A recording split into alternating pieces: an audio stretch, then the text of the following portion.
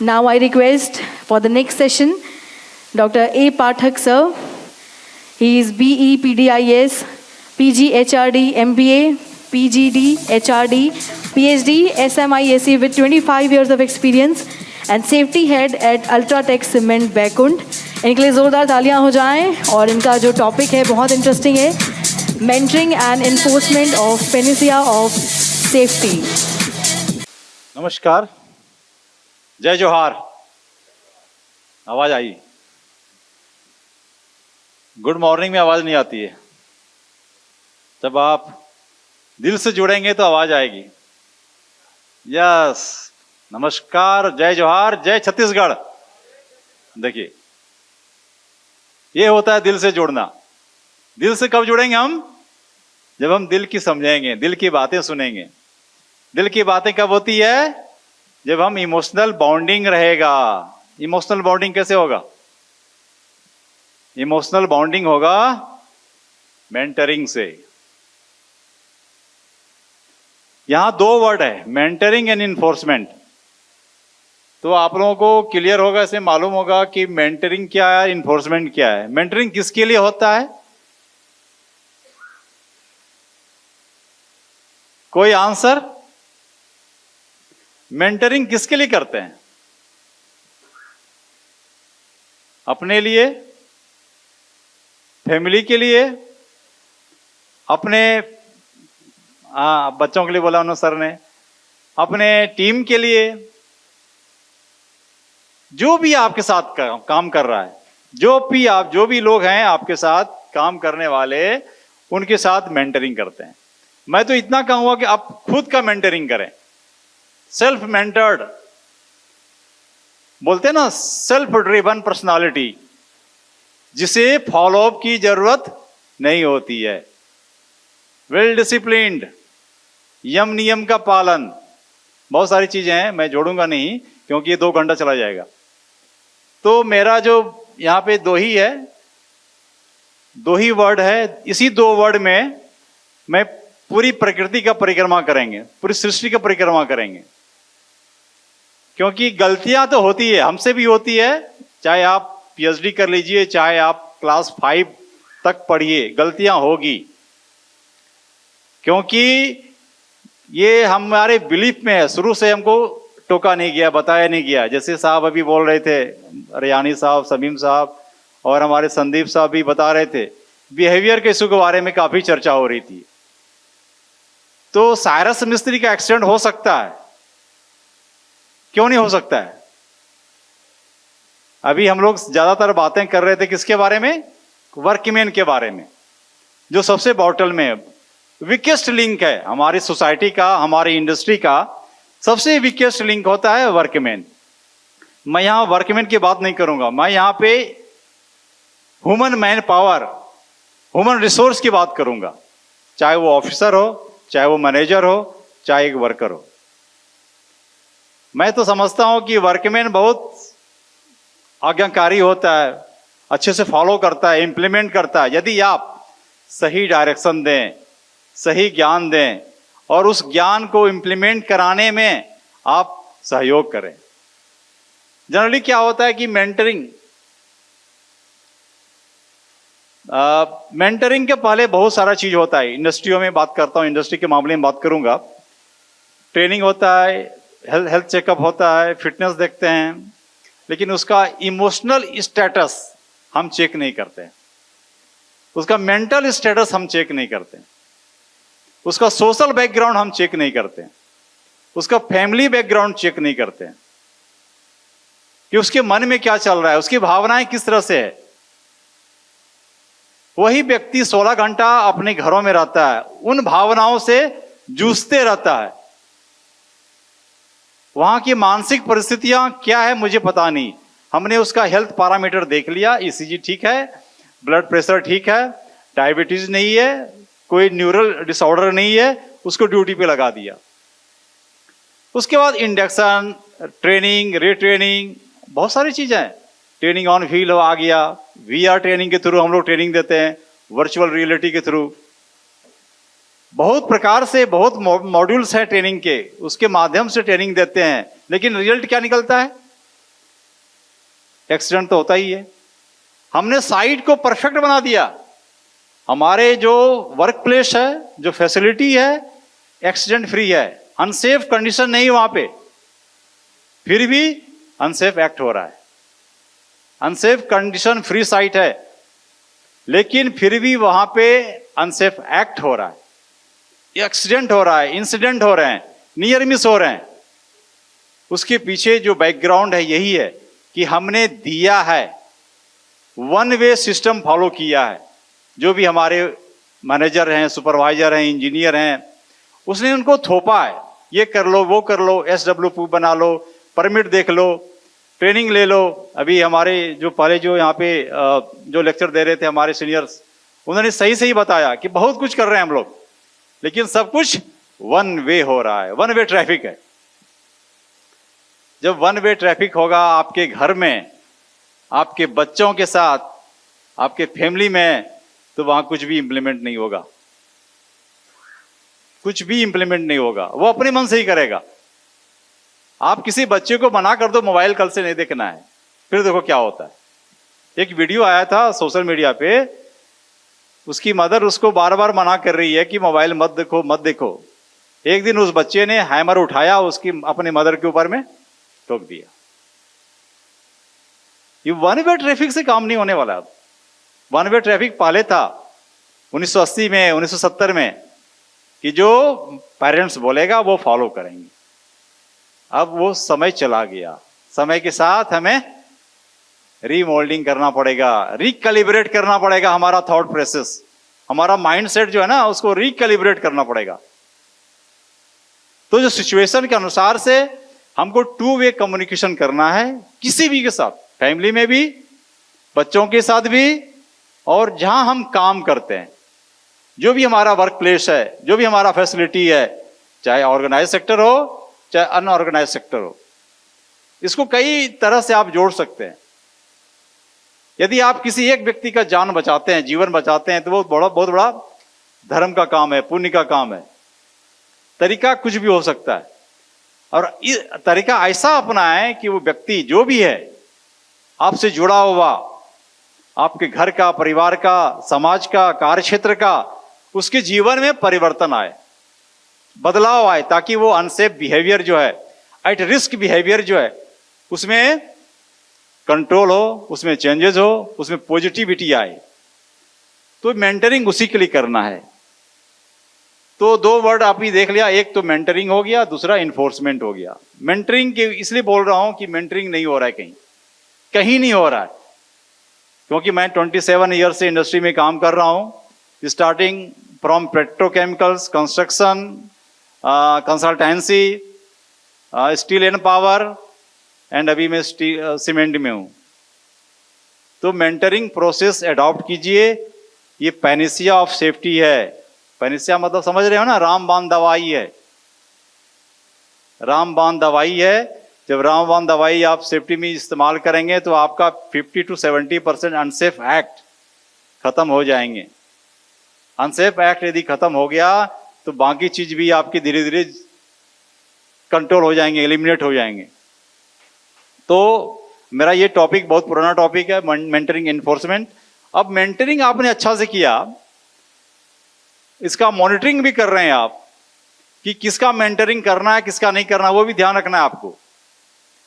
जो self driven है, conscious हैं to safety, positive safety culture में जिनका ओरिएंटेशन है, और साथ ही साथ जिनका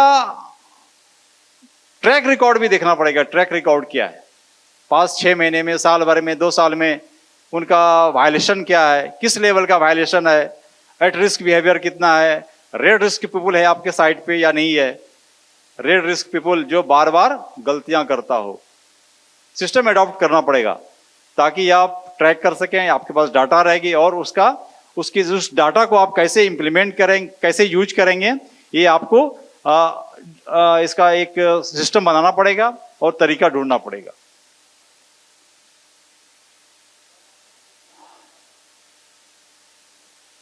यहां पे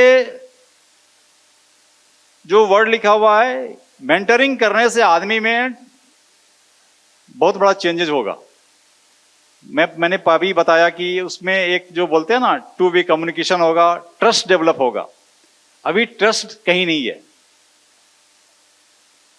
हम जहां काम कर रहे हैं वहां हमारे टीम में ट्रस्ट लेवल कितना है, कैसे मेजर करेंगे आप?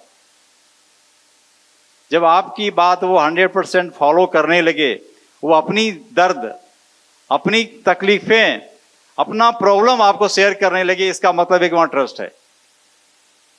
इसको अदर वे में आप लें। हमारे घर में जब बच्चे बताने लगे कि मुझे यहां प्रॉब्लम होता है, ये हमारा फ्रेंड ऐसा बोलता है, हमारा टीचर ऐसा बोलता है, हाँ जो भी हो, जो भी प्रॉब्लम है वो यदि शेयर करने लगे तो इसका मतलब है कि ट्रस्ट है, जिंदा है ट्रस्ट अभी। और उस ट्रस्ट को जिंदा रखने की कोशिश करनी चाहिए और उसे सही तरीके से गाइड करना है, मोटिवेट करना है और मेंटरिंग करनी है, क्या सही और क्या गलत। तो ये जो मेंटरिंग है, इसके थ्रू हम ये जो जंग है, सुरक्षा की जंग, उसको हम जीत सकते हैं। सुरक्षा की जंग सिर्फ कार्य क्षेत्र में ही नहीं, हमारे घरों में भी है। हमारे प्लांट तो बहुत सुरक्षित हो गए हैं, लेकिन हमारी सड़कें सुरक्षित नहीं है। अभी संदीप साहब बता रहे थे, सड़कें सुरक्षित नहीं है। प्लांट में एक्सीडेंट रेट कम हो रहा है, वहां बहुत कुछ कंट्रोल है, वहां सिस्टम एडॉप्टेड है, प्रोसेस एडॉप्टेड है, जो ह्यूमन रिसोर्सेज हैं उसके ऊपर भी हमारा कंट्रोल है। लेकिन जब वो आदमी बाहर निकलता है, चाहे फैमिली मेंबर भी हो, तो वहां पे कोई कंट्रोल नहीं है। वहां सिर्फ अपना दिमाग का इस्तेमाल करता है, अपने बिहेवियर का, अपने बिलीफ का, अपने एटीट्यूड का, अपने माइंडसेट का इस्तेमाल करता है। तो उस चीज को बदलने के लिए मेंटरिंग ही करना पड़ेगा। मेंटरिंग टू वे है, इमोशनल बॉन्डिंग या इमोशनल ब्रिजिंग आप कर सकते हैं। इसके थ्रू आप मेंटरिंग करें तो इसका रिजल्ट आपको दिखेगा। और लास्ट इसमें सेकेंड वर्ड है इन्फोर्समेंट। इन्फोर्समेंट दो तरीके से कर सकते हैं, पॉजिटिव इन्फोर्समेंट, निगेटिव इन्फोर्समेंट, दोनों तरीका है अपने पास। रीइंफोर्स कीजिए या इन्फोर्स कीजिए। पॉजिटिव इन्फोर्समेंट में आप किसी को गिफ्ट देके, किसी को रिवार्ड देके, किसी को प्राइज देके, रिकॉग्निशन देके, अप्रिशिएट करके, इंसेंटिव देके, कुछ भी है आप इन्फोर्स कर सकते हैं। यह सिस्टम फॉलो किया हुआ है, अडॉप्टेड है। निगेटिव इन्फोर्समेंट में क्या करेंगे? Show cause notice, warning letter, social service, आज कुछ नहीं करोगे आप। अपने जो वर्किंग एरिया है, शॉप फ्लोर है, वहां सफाई करोगे। आज आपका जो ड्यूटी है उस ड्यूटी को चेंज किया जा रहा है। आप सिर्फ आपकी टीम में जो लोग हैं, काम कर रहे हैं, उनकी गलतियां ढूंढना है। कम से कम 10 गलतियां ढूंढ के शाम को बताना है। यह भी एक तरीका हो सकता है। एक तरीका और हो सकता है कि आप अपने एरिया का ऑडिट करके बताएं कि आपके एरिया में, आपके शॉप फ्लोर में कितने अनसेफ कंडीशन है और कितने अनसेफ प्रैक्टिसेस हो रहे हैं। ये सब इन्फोर्समेंट के तरीके हैं, चाहे इसको आप पॉजिटिव में लें या निगेटिव में लें, लेकिन सबसे अच्छा तरीका है पॉजिटिव वे में जाना। पॉजिटिव वे में इन्फोर्स करें, उससे रिजल्ट दिखेगा। और जरूरत पड़े तो निगेटिव में भी इन्फोर्स कर सकते हैं। यदि कोई व्यक्ति ऐसा होता है ना कि हम नहीं सुधरेंगे,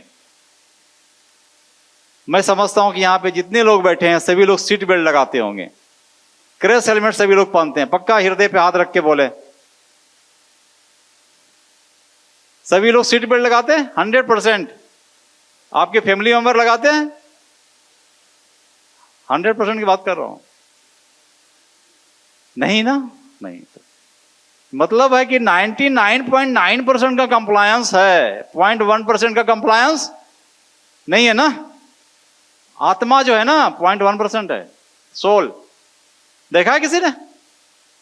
एक एनर्जी है, दिखता है, वो सबको नहीं दिखता है, किसी किसी को दिखता है। सोल एक एनर्जी है जिसका मेजरमेंट करेंगे तो 0.1% ही है। वो निकल जाएगा, बचेगा क्या? कुछ बचेगा क्या? अभी साहब बता रहे थे जान है तो जहान है, आइस कार्ड है, लेकिन सेफ्टी में 99.9% इक्वल टू 0। साहब है ना साहब, सही बोला ना? सेफ्टी में 99.9% इक्वल टू 0 है। 0.1% सोल है हमारा, वो निकल गया शरीर से, किसी काम का नहीं। ये बॉडी बसता है, नाम खत्म, सिर्फ बॉडी। तो यहाँ पे इन्फोर्समेंट भी करेंगे, मेंटरिंग भी करेंगे, ये साइकिल हमेशा चलते रहेगा। स्टार्ट कहां से करेंगे हम? किसी को डाउट हो तो पूछ सकते हैं। फुल डे है हम लोग यहाँ पे, कुछ लेके जाएंगे, कुछ दे के जाएंगे, खाली हाथ नहीं जाएंगे, हैं दीदी साहब? तो स्टार्ट अपने स्वयं से करेंगे। सेल्फ एक नियम मान लीजिए कि जब तक सीट बेल्ट ऑन नहीं होगा, इंजन ऑन नहीं होगी।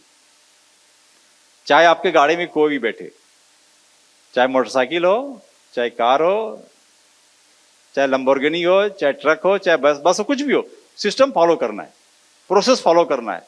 और हमारा बिहेवियर में 1% भी डेविएशन नहीं आना चाहिए।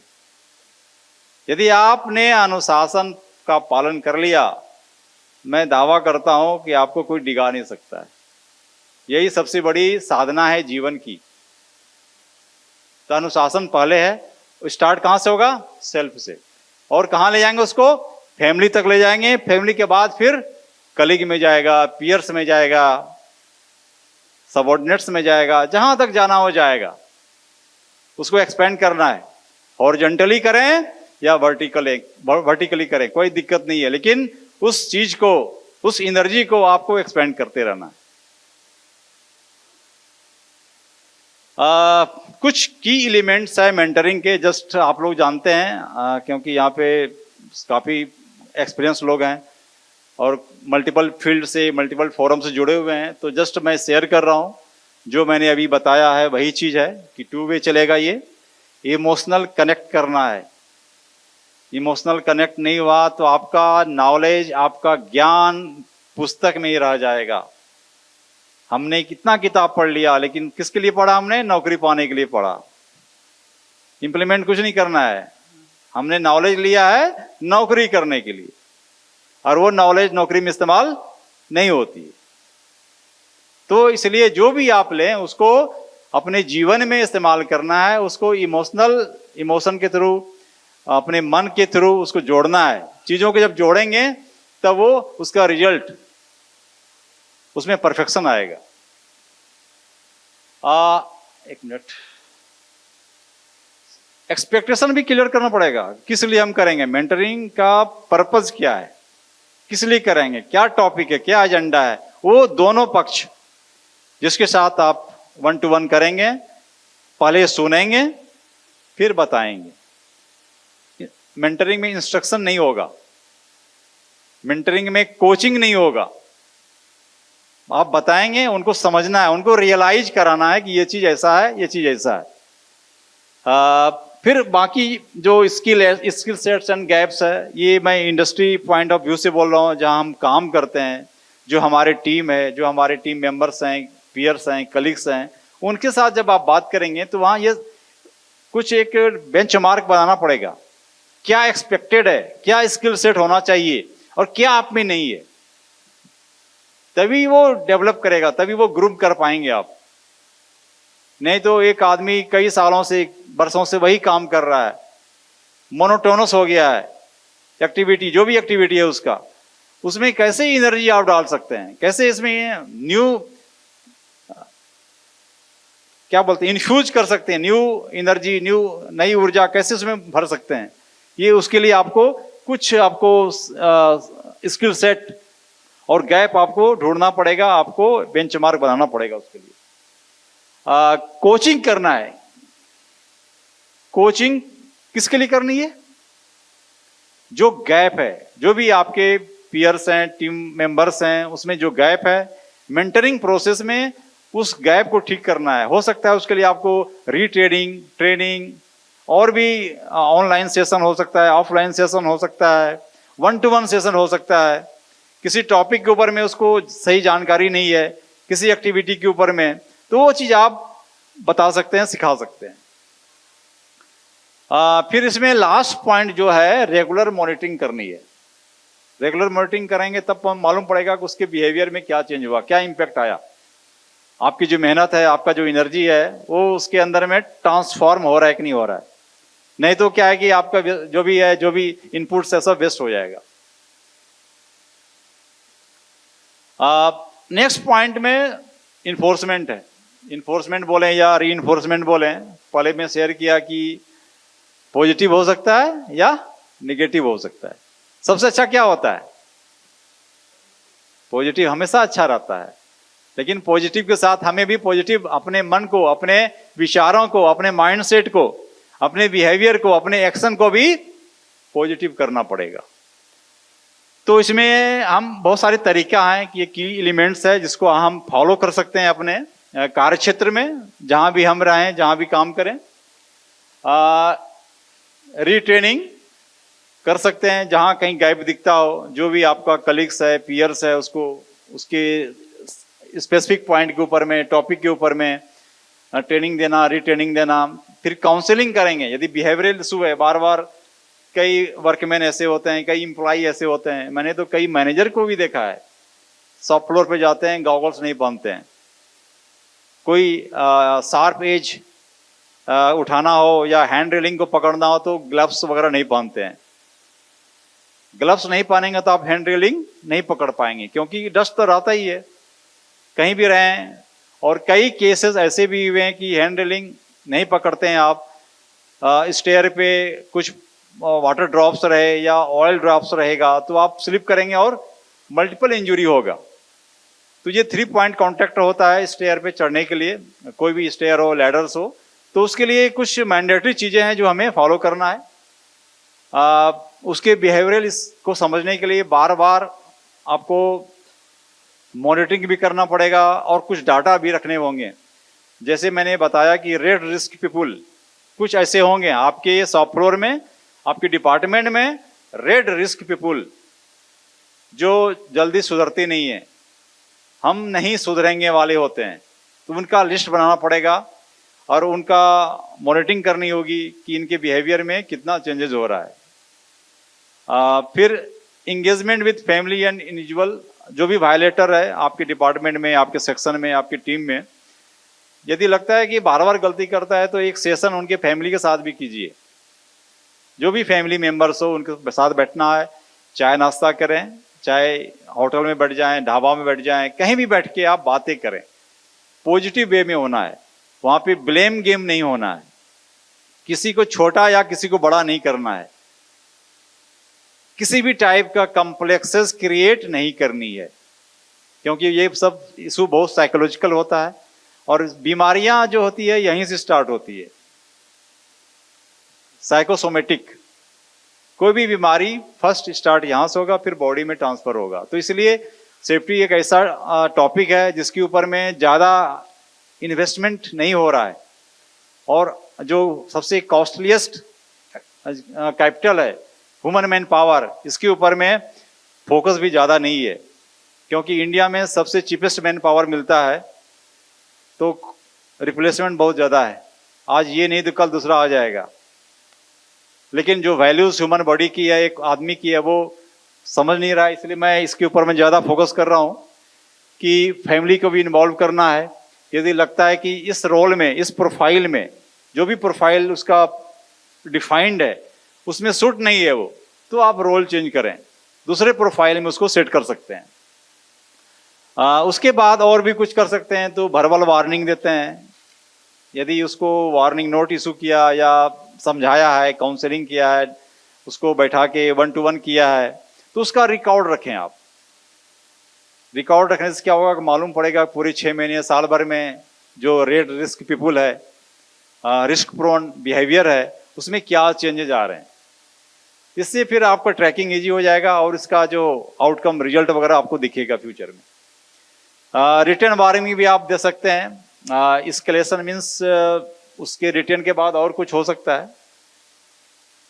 रिटर्न के बाद भी होता है ना सस्पेंशन, सस्पेंशन के बाद भी होता है टर्मिनेशन। तो वो सही नहीं है, पॉजिटिव नहीं है, निगेटिव एस्पेक्ट है सब इन्फोर्समेंट का। तो उस लेवल में ना जाके हम कोशिश करें कि उसको सुधारें, चाहे जैसे भी हो। और मॉनिटरिंग करनी है, जो भी उसके बिहेवियर का ट्रेट्स हैं, सिम्टम्स हैं, उसके ऊपर नज़र रख के उसको सही सुधारें। ये तभी होगा जब हम दिल से करेंगे, मन से करेंगे और मेंटरिंग प्रोसेस के थ्रू करेंगे। जरूर जरूर।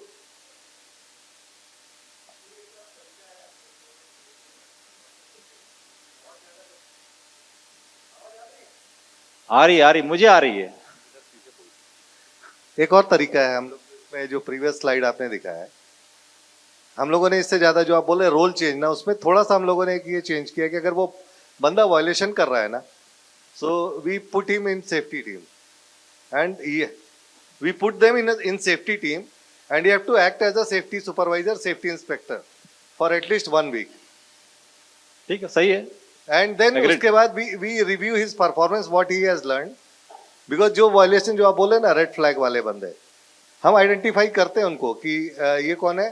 तो smart workers we call them, whether he is supervisor, manager. So I am telling 2 things. One is जो हमने एक बोला कि रोल चेंज, जो हम will put him in safety for 1 week and will review his performance कि उसने क्या किया। नेक्स्ट वन इज ये जो रेड फ्लैग वाले जो बोलते हैं हम इन्हें, we call them as a smart workers, either they are manager or supervisor or engineer, whoever may be, and we call a session like this।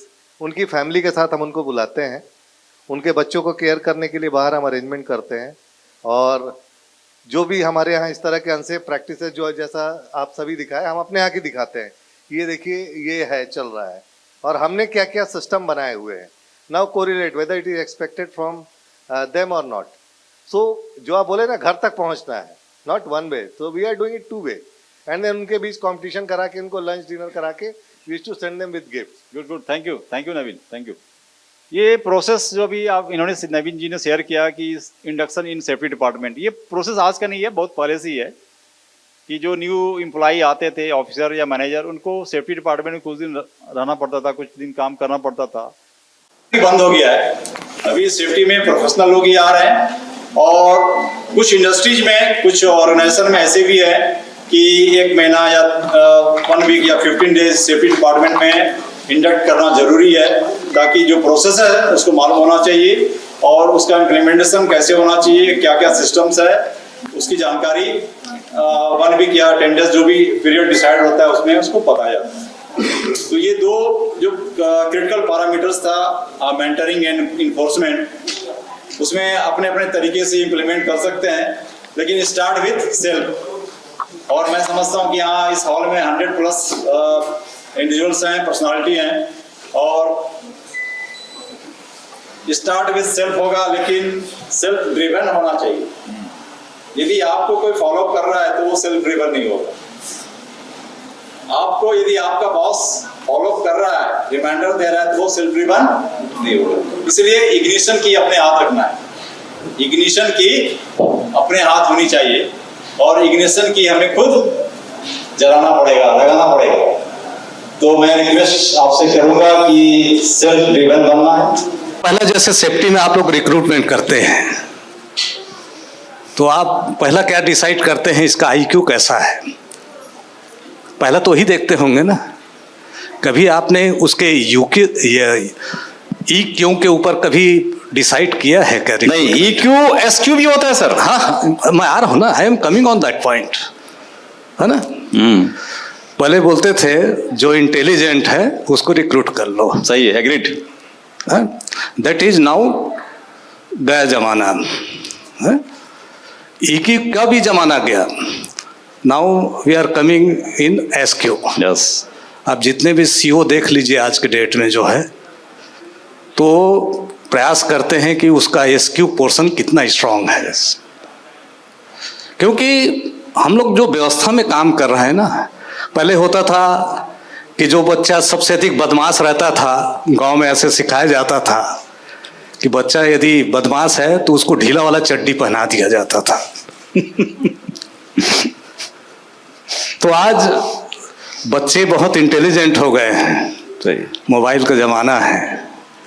हाँ, लेकिन एक महत्वपूर्ण चीज है, और कभी और हम चर्चा करेंगे कि सेफ्टी को आत्मा के साथ कैसे जोड़ा जाए। गुड। देह और देही में अंतर है। देह आपका समाप्त हो सकता है, लेकिन देही जो है समाप्त नहीं होता। Good sir, thank you sir, thank you. रही बात, हमारे 4 पार्ट्स होते हैं बॉडी के। बॉडी मैकेनिज्म में जब फुल व्यक्ति का जब कॉन्सेप्ट जब दिया गया था, तो पहला भाग होता है हमारा बॉडी, शरीर। दूसरा होता है हार्ट, तीसरा होता है ब्रेन, और चौथा होता है आत्मा। अब डिपेंड करता है कि हमारे जो बॉडी के 4 पार्ट हैं उसमें डोमिनेशन किसका है। यदि डोमिनेशन आपका आत्मा का है, सोल का है, तो चाहे ऑर्गेनाइजेशन हो या व्यक्ति हो, वो जो है हरदम एक पॉजिटिव वे में चलेगा जो है। लेकिन मोस्ट ऑफ द, आपका तो खैर कॉर्पोरेट सेक्टर है, बहुत रिनाउंड है, लेकिन आज भी most of the worker are engaged in unorganised sector, जहां प्रॉफिट के ऊपर जो है जोर दिया जाता है और प्रॉफिट कैसे अर्न करे उनका जो है अहम मुद्दा होता है। उसके चलते जितने भी नैतिकता वाली बात रहती है, आपका पीपी देना भी जो है नैतिकता का पार्ट तो है ही है।